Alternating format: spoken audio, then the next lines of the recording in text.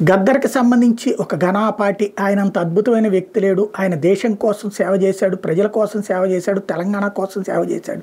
కాంగ్రెస్ పార్టీకి సంబంధించిన నాయకులందరూ కూడా నిస్సిగ్గుగా మాట్లాడుతున్నారు. ఒక్కసారి ఆలోచించండి. అదే నిజమైతే గనక మరి అదే గద్దర్‌కి గుండెల్లోకి గుండు వెళ్ళింది కదా! ఆ గుండు దింపినటువంటి పోలీస్ ఏ ప్రభుత్వ హయాంలో చేశాడు?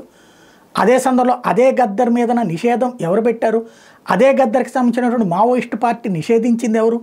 అదే గద్దర్‌కి సంబంధించినటువంటి గద్దర్ మీదన రాజద్రోహం అంటే ప్రభుత్వానికి ద్రోహం చేశారని చెప్పి 30కి పైగా కేసులు పెట్టింది ఎవరు? కాంగ్రెసే కదా!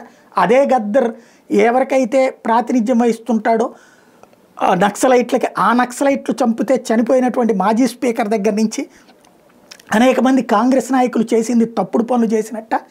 కామన్ సెన్స్ ఉండి ఆలోచించాల్సినటువంటి పరిస్థితి కదా. నక్సలైట్ల నుంచి థ్రెట్ రాకుండా నక్సలైట్ల పక్షాన మేము ఉన్నామని చెప్పుకునేందుకోసం అని చెప్పేసి గిరిజన అటవీ ప్రాంతాలు ఉన్నటువంటి ఆదిలాబాదు, నిజామాబాదు, కరీంనగర్ ఇట్లాంటి ప్రాంతాలలో ఓట్లని కొల్లగొట్టడం కోసం నక్సలైట్లతో సంబంధాలను నెరిపేందుకోసం గద్దర్ పేరును ముందు పెడుతున్నట్టు కనబడుతోంది తప్పించి మరేం లేదు.